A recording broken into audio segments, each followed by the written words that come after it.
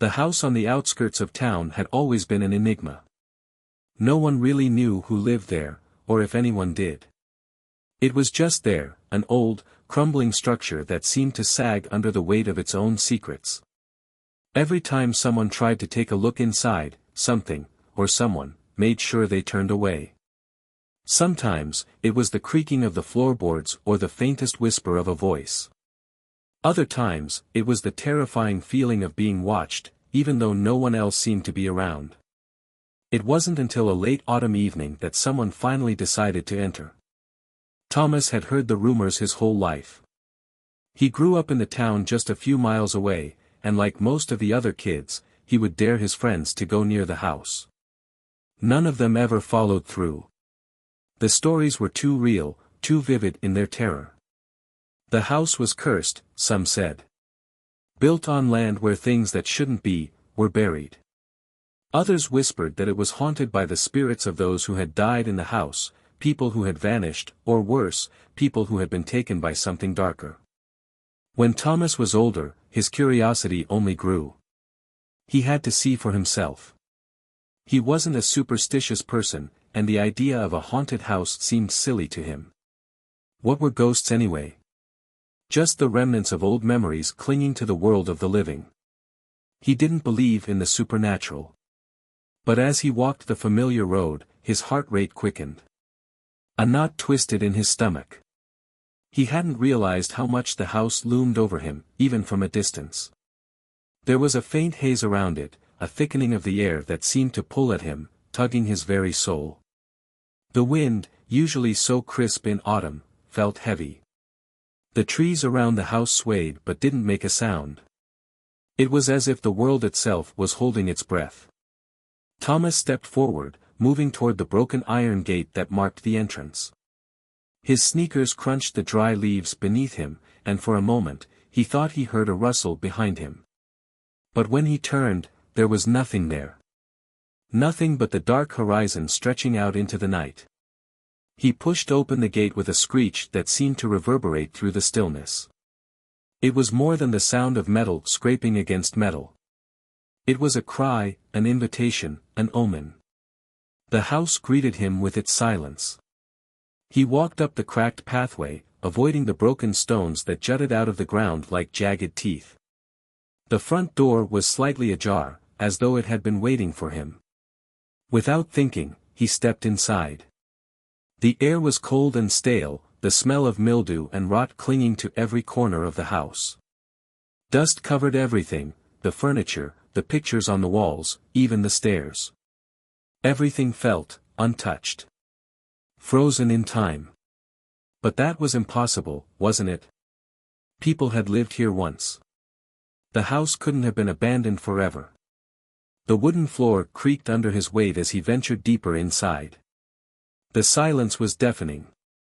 There were no sounds of scurrying mice or wind rattling the windows. No normal sounds at all. Just a thick, palpable quiet that seemed to be waiting for something. Thomas's eyes fell on an old portrait hanging on the wall. It was of a family, a man, woman, and 2 children. The faces in the painting were almost lifelike, their eyes seeming to follow him as he moved across the room. He felt a chill creep up his spine. It was as though the family in the painting were still here, watching him, judging him. His curiosity urged him to move further. He took a few more steps, heading toward the stairs. There was a faint light coming from above, flickering like a candle. His heart skipped a beat. He knew he should leave. His instincts screamed at him to turn around, but his feet moved on their own. He had to know what was upstairs. He had to know the truth about this house, about the stories. He gripped the banister, feeling its cold, slick surface, and began to climb. The stairs creaked with every step he took. As he reached the top, he saw a door at the end of the hallway, slightly ajar. The light flickered again, casting long shadows along the walls. He wasn't sure why, but the door seemed like the only thing that mattered. With a trembling hand, he pushed it open. Inside, the room was dark, save for the soft light that seemed to come from nowhere.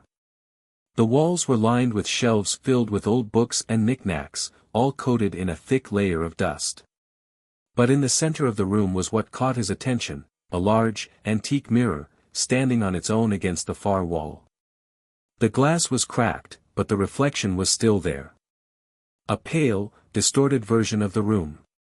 And yet, there was something else. Something, moving. His breath caught in his throat. For a split second, he thought he saw a figure standing behind him, but when he turned, the room was empty. Only the mirror seemed to remain unchanged, its surface rippling like water. His heart pounded in his chest, but his legs felt like stone. He couldn't move. He couldn't look away. The whisper started then, soft and distant, but it grew louder with every passing second. A woman's voice, barely audible at first, then rising, desperate. The words were jumbled, broken, but Thomas could make out a few. "Don't leave." He spun around, searching for the source, but the room was empty. The air was thick with a presence he couldn't explain, a presence that seemed to be coming from the mirror itself. The whispering intensified, becoming a chorus of voices, all overlapping, all pleading, all screaming. And then, without warning, the mirror shattered. The sound was deafening. Glass rained down around him, cutting into his skin, but he didn't feel the pain. His eyes were locked on the broken reflection of the room. The figure was still there.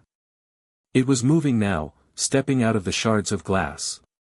A woman, tall and gaunt, her face twisted in an expression of rage and sorrow. Her eyes were wide, unblinking, and hollow. She reached out for him, her long, bony fingers curling into claws. Thomas backed away, stumbling, his breath coming in short gasps. He turned and ran, not caring about the sharp shards on the floor, only wanting to escape. But the house seemed to stretch endlessly, its hallways twisting and turning as if they were alive. He didn't know how long he ran, but when he finally reached the stairs, they were gone. The doorway that had once led to freedom had vanished, replaced by an endless expanse of darkness.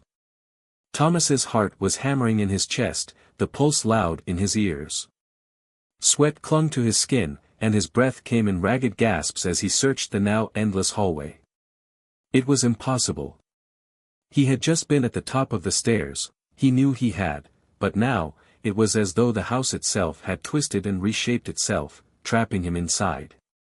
He spun around, looking for any sign of the door. There had to be a way out. There had to be something, some kind of escape. But the house was silent now. The whispers had faded, the heavy presence that had followed him gone, as if it had melted back into the walls. The oppressive quiet was worse than the screaming voices had been. At least with the voices, he had known where the danger was coming from. Now, he couldn't shake the feeling that something, someone, was still watching him. Thomas reached for the wall, his hand trembling as he ran his fingers over the cold, cracked plaster. His mind raced, trying to piece together some kind of plan. What had happened to the woman? The one in the mirror. Was she real? Or was she just part of the house's madness? But the question burned in the back of his mind, was he alone now? He stumbled, forward, trying to steady his breath. Each step was slower than the last. It felt as though the house was pushing against him, the air thickening with each passing moment, and it seemed to suck the strength out of his limbs. Suddenly, he heard a sound. A low scraping noise, like metal dragging across stone. His head snapped toward the source of the noise. It came from a door at the far end of the hallway, slightly ajar. There was no mistaking it now. The sound had come from inside that room. Someone, or something, was in there. His legs moved on their own again, taking him toward the door. He didn't want to go. He knew it was stupid. But curiosity gnawed at him, sharper than fear. What was behind that door? Was it the woman from the mirror? Or something worse? He reached the door and pushed it open with trembling fingers. Inside, the room was dimly lit by a single, flickering bulb hanging from the ceiling. It cast long, jagged shadows across the floor, giving the room an eerie, distorted quality. The air smelled of dust and mildew, but beneath it, there was something else, something rotten, like decay. His stomach churned at the scent, but he forced himself to step inside. The room was almost completely empty, save for a few old chairs stacked in the corner and an abandoned desk against one of the walls. But it wasn't the furniture that caught his eye. It was the walls. They were covered in strange markings. Not just scratches or scuff marks, but patterns, symbols, sigils, and what looked like writing. Some were scrawled in chalk, others carved into the wood. The patterns were too complex to be random, too deliberate to be the work of a madman. His mind raced as he tried to make sense of them, but they seemed to twist and change every time he looked at them.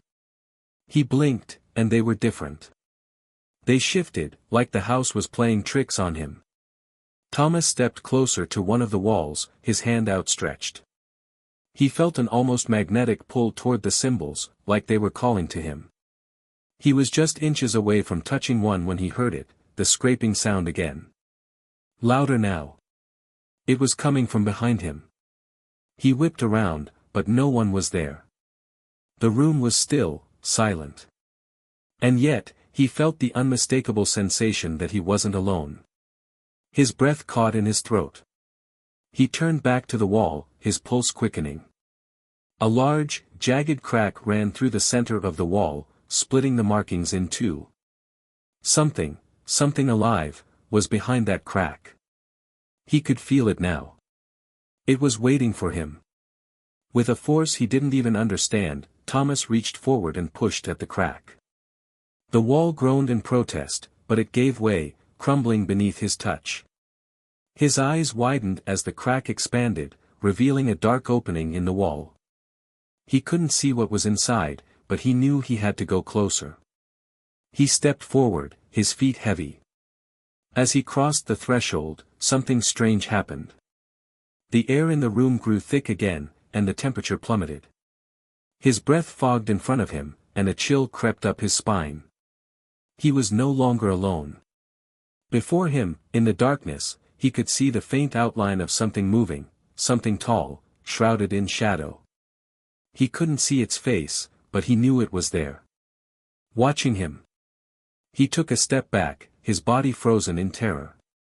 His mind screamed at him to run, to get out, to leave this cursed place.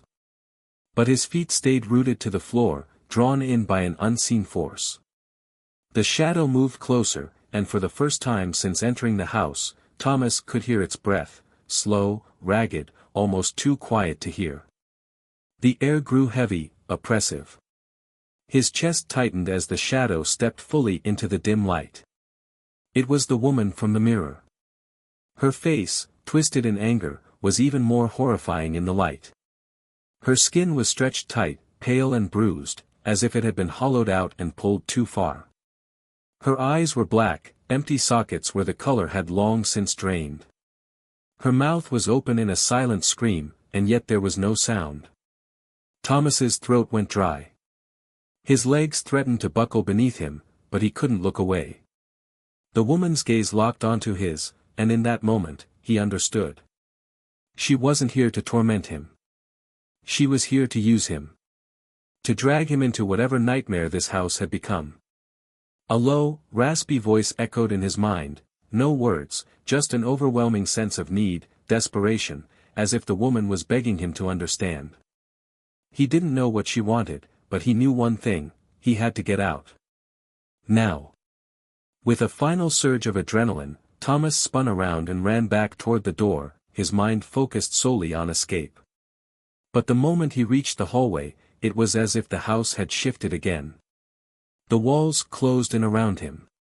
The hallway stretched farther than it should have, the door he had just entered nowhere to be seen. He was trapped. Thomas's heart was pounding in his chest, and panic clawed at his insides. His legs moved without thought, each step growing more frantic as he tried to navigate the ever-shifting hallways. The walls seemed to stretch and bend around him, the house itself refusing to let him leave. It felt like he was in a maze, one that was constantly changing, always moving, always just a little ahead of him. No matter how fast he ran, no matter how many turns he took, the exit remained out of reach. The air grew colder, the shadows deeper, and with every step, the oppressive weight of the house seemed to close in on him. His breath was coming in sharp, ragged gasps. Sweat dripped from his brow, and his hands shook as he wiped it away. He had no idea how long he had been running, or if he was even still running in the same direction. The once familiar layout of the house was now a twisted labyrinth. Every door he tried to open was locked. Every window he tried to break through remained shut. And then, just as he was about to collapse from exhaustion, he heard it. A soft, almost inaudible whisper, coming from somewhere far behind him. It was the woman's voice. But this time, it was different. There was no anger. No malice. Only, pain. "Help me," the voice murmured. Thomas froze. It was so faint, like a distant echo, but it was clear enough to make his blood run cold. Was it a trap? Was she trying to trick him, lure him deeper into the house? But, what if she wasn't? What if she was telling the truth? What if, somehow, this house had been more than just a prison for her? What if it had trapped her soul, and now she needed him to release her? The thought gnawed at his mind, but the logic wasn't enough to overpower his fear. What if helping her meant condemning himself? What if it was all just part of the house's twisted game? He had no answers. But something in him, something deep and buried, told him he had to at least try.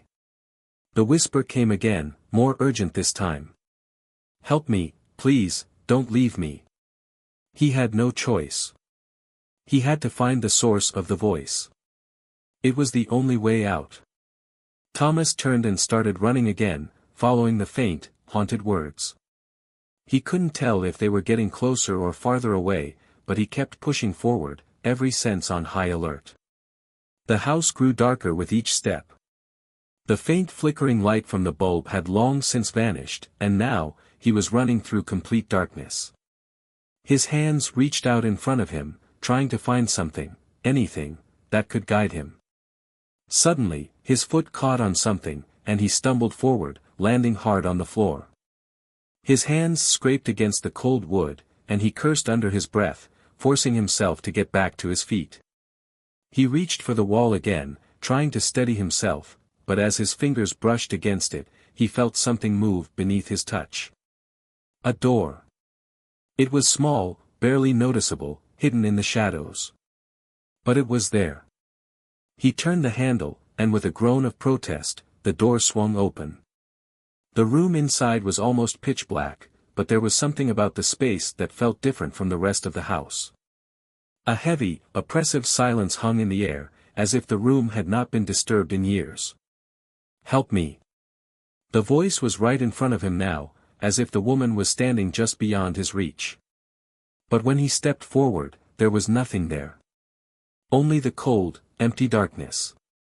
He reached out, trying to feel for something, but his hands met nothing but air. He was about to step back when he felt something tug at his sleeve. It was gentle at first, just a light tug. But then it pulled harder, yanking him forward. He gasped, feeling the cold fingers wrap around his arm, dragging him into the room. The door slammed shut behind him with a deafening bang. The room was colder now, the temperature dropping rapidly. He could see his breath fogging in front of him as he tried to pull away from the unseen grip. But it was too strong. "Please," the voice was right beside him now, more desperate, more urgent. He turned, heart pounding, and that's when he saw her.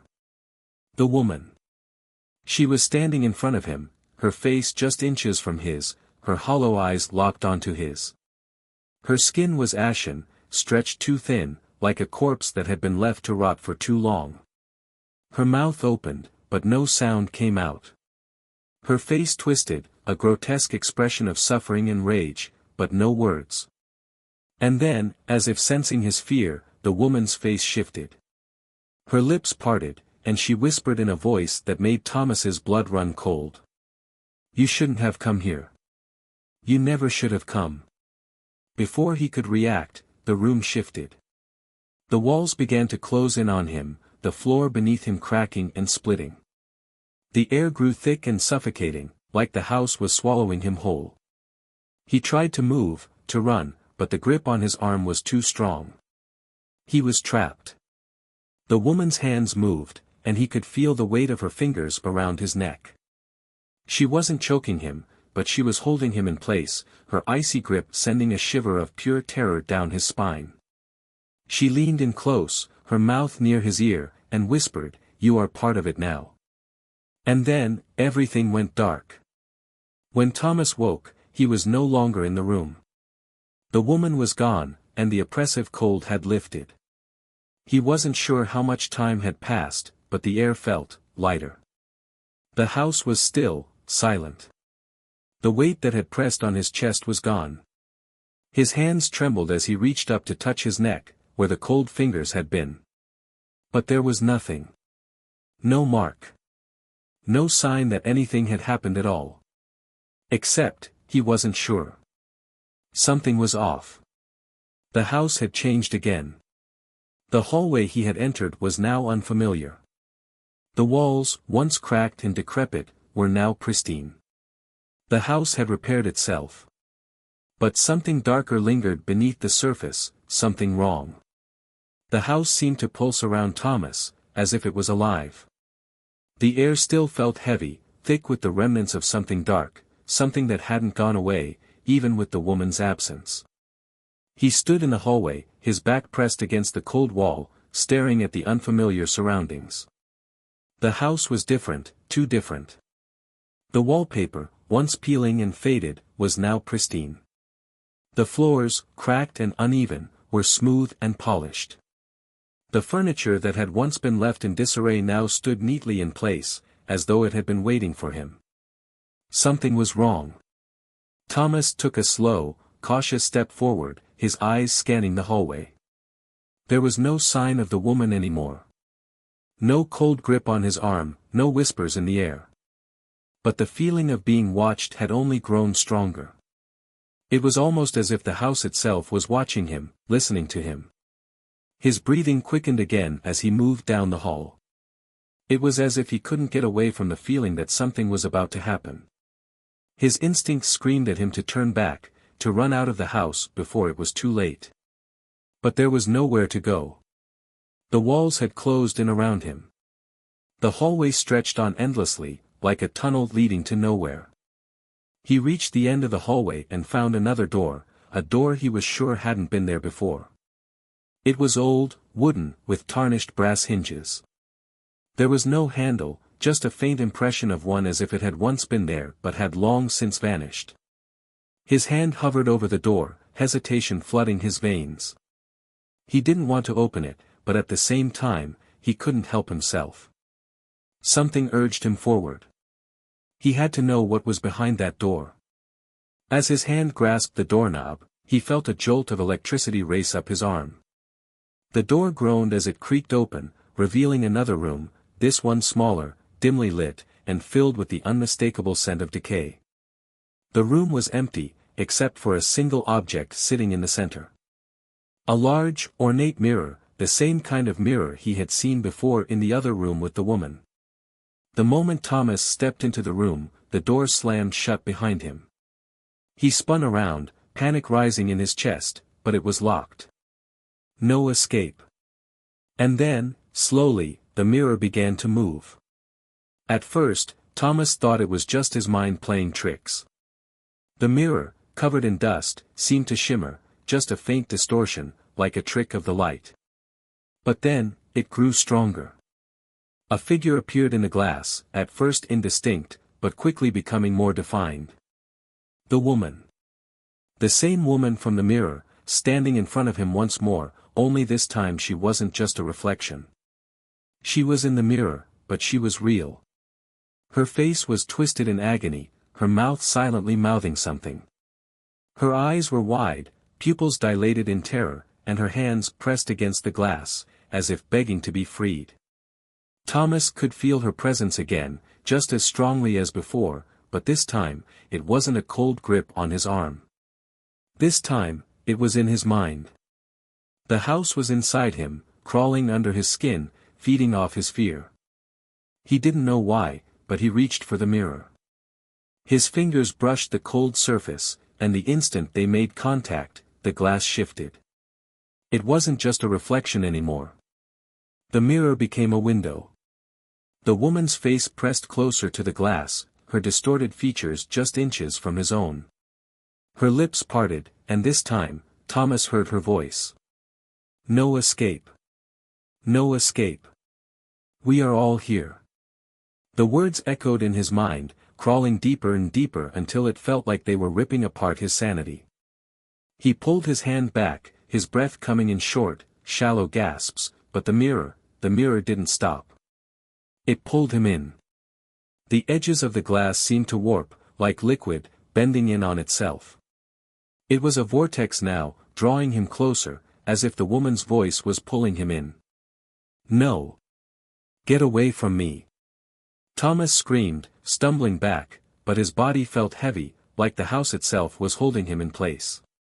But the voice didn't stop. It only grew louder. "You belong to us now.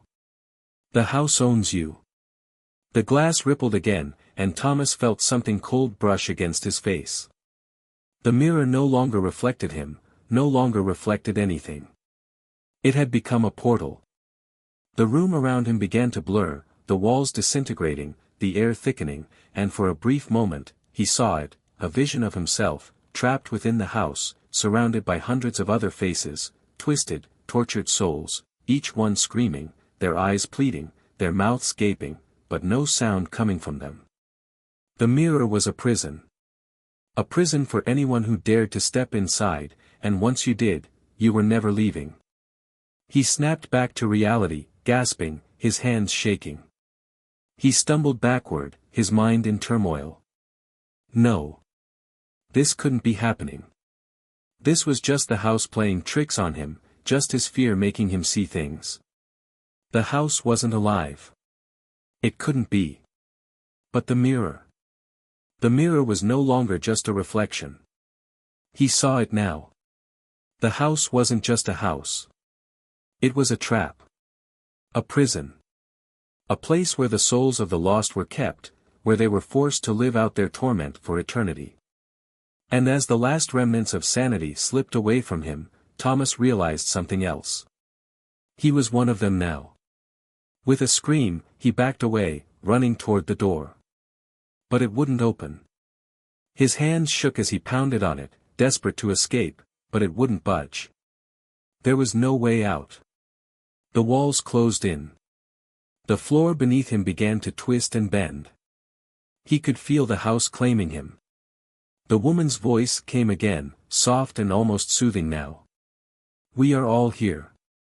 You're not alone. You're finally with us." His scream echoed through the room, but it was swallowed by the darkness.